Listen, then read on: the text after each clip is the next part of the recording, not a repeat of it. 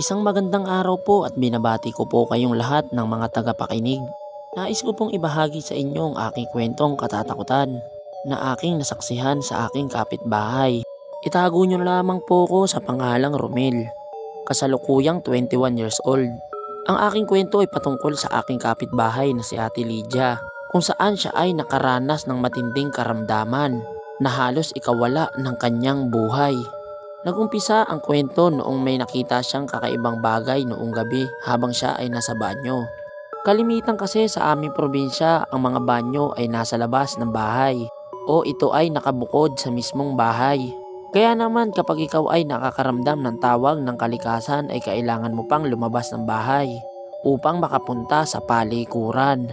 Ang palikuran nila Aling Lydia ay medyo malayo ng kaunti sa kanilang bahay. Bale mga 10 dipa ang layo nito sa kanilang bahay at kailangan mo pang maglakad ng mabilis kapag talagang hindi mo na kaya ang iyong nararamdaman. Isang gabi daw ayon kay Manang Lydia ay tinawag siya ng kalikasan. Medyo hating gabi na daw ng mga oras na yon.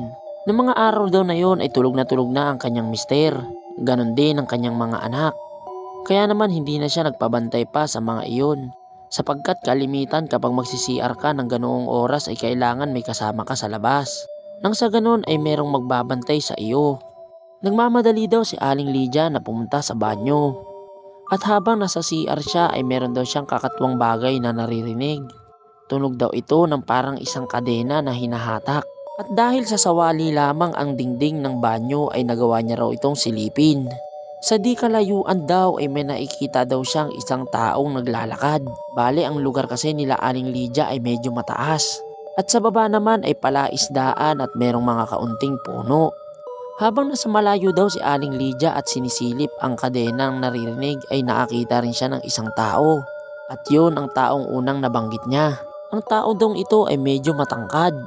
Ayon pa kay Aling Lydia ay parang mga nasa 6 foot ang tangkad.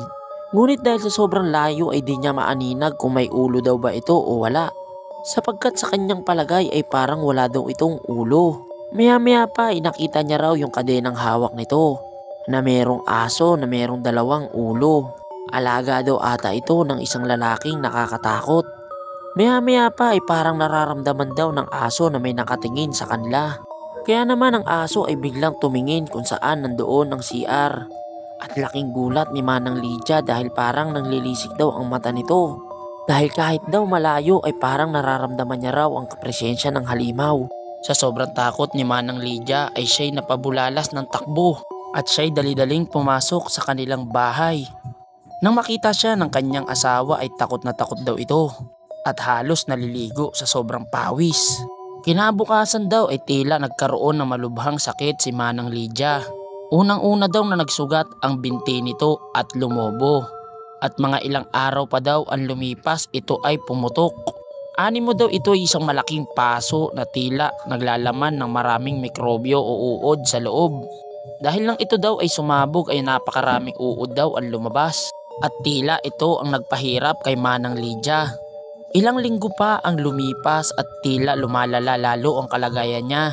Ang sugat niya sa binti ay tila hindi gumagaling at tila tuloy-tuloy ang pagdami ng mga uod at insekto. At kahit sa ang doktor niya ito patignan ay tila isa lamang ang sinasabing karamdaman niya.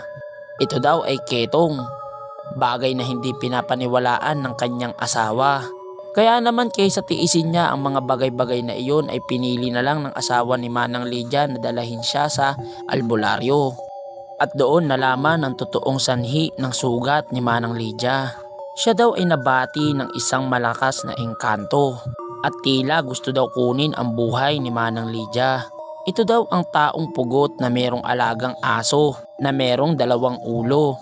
Kapag nakita mo raw ang bagay na ito at natignan ka nito sa iyong mata ay tiyak na magkakasakit ka. At tiyak na hindi ikaw gagaling hanggat hindi ka nadadala sa tamang albularyo. Kumuha ang albularyo ng isang dahon ng isang hindi kilalang halaman at matapos nun ay nilagyan niya ito ng langis at ipinahid sa sugat ni Manang Lydia. At tila parang magnet na dumikit ang mga insekto sa dahon na ginamit ng manggagamot. Tumagal daw ng halos kalahating oras ang gamutan. Ngunit kahit na ganun ay tila nahimasmasan na si Manang Lydia. at unti-unti na ring natuyo ang sugat nito pagkalipas ng mga ilang araw. Simula noon ay hindi na daw ito nagibabanyo ng hating gabi. Ganon din ang mga kalapit bahay niya, sapagkat naging tanyag ang kwento ng lalaking pugot na ulo at merong alagang aso. Kaya naman sa aming lugar ay tuluyan nang nag-iingat ang mga tao. Maraming salamat po at pinakinggan ninyo ang aking maiksing kwentong katatakutan. At nagpapasalamat din po ako kay Mr. Reynald niya dahil napili niya ito. Hanggang dito na lang po at lagi po tayong mag-iingat palagi.